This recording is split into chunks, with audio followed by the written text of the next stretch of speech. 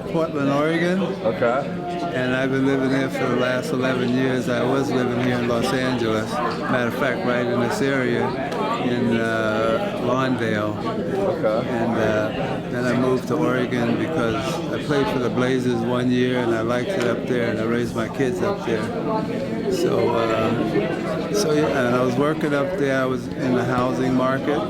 I also work in the housing market down here in LA in Skid Row for 10 years. Oh, wow. Yeah, and then I went up there and I worked almost 10, and then I got cancer, so then I had to give up working.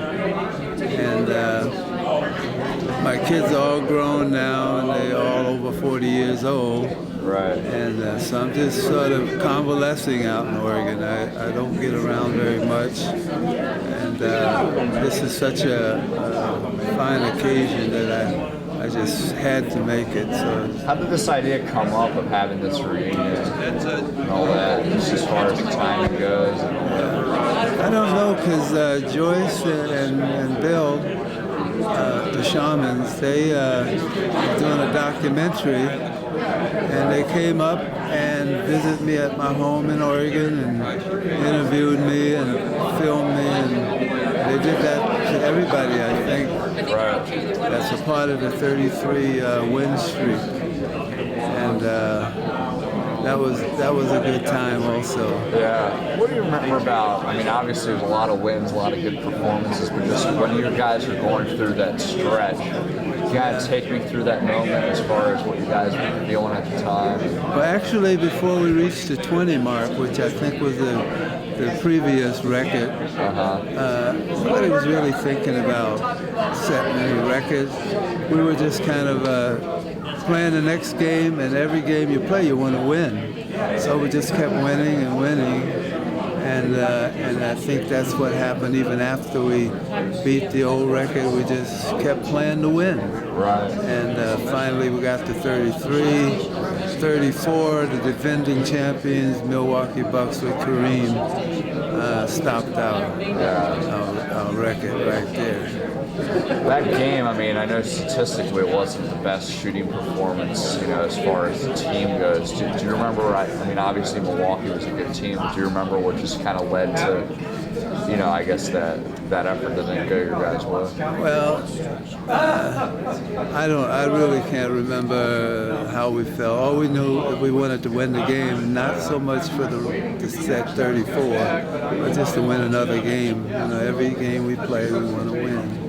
And when we did lose, it was kind of a relief, because everywhere we went, whether we were playing the worst team or the best team, the house was full. Right. They want to be there when we got beat. So it was a good time, and we all had a good time with it. I knew there were some challenges going into that season. Elgin Baylor retired. How did everyone kind of come together even with that loss? Well, we had a great team. Yeah. And Elgin retiring gave Jimmy McMillan a chance to shine. And it took a special coach.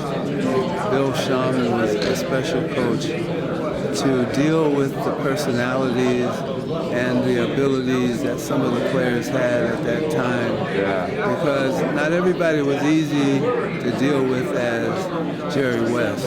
Jerry West is a champion guy, but Wilt, he just kind of do what he wants, and I do what they tell me or told me. But it took a special guy to get the best out of everybody on the team. The guys, not only the starting five and the superstars like Gail Goodrich and Pat Lally was one of our reserves, like I was. I came off the bench also.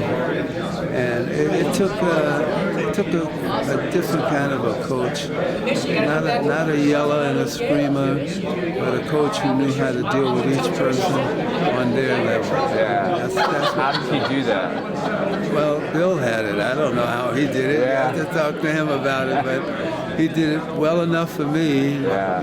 I didn't play every game and I didn't play every minute, but I wanted to. But I played my share, and I was happy with was how he dealt with me. I mean, he was that coach that instituted the shoot around. When you shoot around, what was it like playing for that? Well, the shoot around was a good thing also because we'd get off of a plane, we'd have to fly in that morning, we have to play that night. Right. So we'd get a shoot around at the arena that we're going to play in. Sometimes we had to go to somewhere else and do it. But it kind of shake out the jet lag and get you going. And it helped. A lot of guys didn't want to do it, and I probably was one of them also at some times, flying all that, 4 or 5 hours. Yeah, to go shoot around. Just in terms of shaking off the rust and all that, and getting a feel for the arena. Is that? Yeah, that's what it was. You get the feel of the arena, get the jet lag out, and then you get out there and play the ball, play the game. And Bill Shum, he also had another incentive. He had an incentive where big guys over a certain amount of rebounds would get $5. Oh, okay. Yeah, that was a good one for me. How much did you get with that? I always got some because sometimes I didn't make the 10 mark. But, right. But, and then he had, for the guards, the steal. Even though if the big guy stole a ball, he'd get $5 for it. But most of the time it was the guards who were doing the stealing, block shots. We used to get $5 for that. So an incentive I thought was something special also because we weren't earning the kind of salaries the guys are earning today. Right. $5 extra or $25, $30 a game was a lot of spending money for it. So what did you try to do for Wilt as far as going up against him in practice and that sort of thing? What I tried to do with him was to play more years with him than one. What's that? I tried to play more years with Wilt than one. I only played one with him, and that was the best year I had with Wilt. Right. Every other year, there was nothing I could do with Wilt. Yeah. Wilt weighed 280, I weighed 210, and he was a quite tall and bigger man than me. And they said, well, just get out there and push on him, keep him away from the basket. Well, the only thing is my sneaker was smoking as he pushed me back to the basket and dunked the ball. so I never looked forward to playing Wilt, but we beat him sometimes. I never beat Wilt. Yeah. So with this winning streak, the championship you guys won, would you consider the '72 Lakers the best team? I do. I consider that was the best team. Not necessarily the best team overall in the NBA, but for the Lakers at that time, that was definitely one of the best teams. They're still the best Laker team, you think? Times have changed, players have changed, fans have changed, and I was a fan when I played for the Lakers, and I thought they were the best team ever. But that could be neither here nor there. Right. It's just because I was a Laker and I was on that team, and there was a bunch of great guys on that team. Everybody was great guys, not only playing but off the court. And Jerry, I played with him prior to that year. I played 4 years with the Lakers when I first came out of college in '62 to '66. Jerry was my very first roommate, and he taught me a lot just to get myself into the NBA flow of things, What did he teach you? Well, he taught me how to handle myself, not so much how to play ball. The coaches were doing that. Right. But he was teaching me how to handle myself on and off the court as well as on the court. But, as far as not getting in fights and arguing with the referees and how to keep yourself dressed nice and all that stuff. So I really appreciated Jerry at the time, and I still appreciate him. He's been a good friend, even though we don't see each other, don't talk to each other that much. We've been a good friend over these years. Just considering, those struggles in previous years in the final, especially against the Celtics, you guys won that championship in '72. What was kind of the vibe you sensed with, just getting that accomplishment? Yeah, well, winning a championship in anything is an accomplishment, and even in Little League baseball or whatever. And we thought that was great because it was the first championship in L.A., and L.A.'s had quite a few since, but that was their first championship. And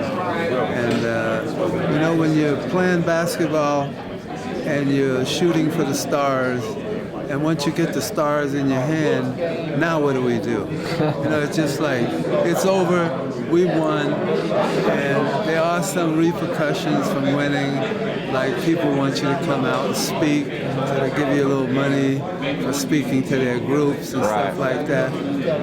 But it's not the same as the build-up to get there. Yeah. And we had a good time. You're saying earlier, not sure maybe where it ranks overall in the league. What other teams do you think are in that conversation? Well, the Lakers has a great team with Magic Johnson and Kareem, those two on the floor at the same time with other good players. The Chicago Bulls with Jordan, and he had a good supporting cast as well. And I personally think that Jordan was the greatest player that I've ever seen. But since '72, I think there has been a lot of great teams put on the floor. The Lakers and Chicago, the two that comes out on top of my head. So, and lastly, as this evening unfolds, what do you hope to get out of this event? This event? Yeah. I get to see my teammates that I had so many years with. Because once you quit playing basketball, you lose a lot of good friends. Right. Because one go to Illinois, one go to Oregon, one go to California. So it'd be nice to see them. I've talked to them since I've come down ill. Most of them have given me a call and talked to me, and so now it's nice that I'll get to see some of the ones that call, and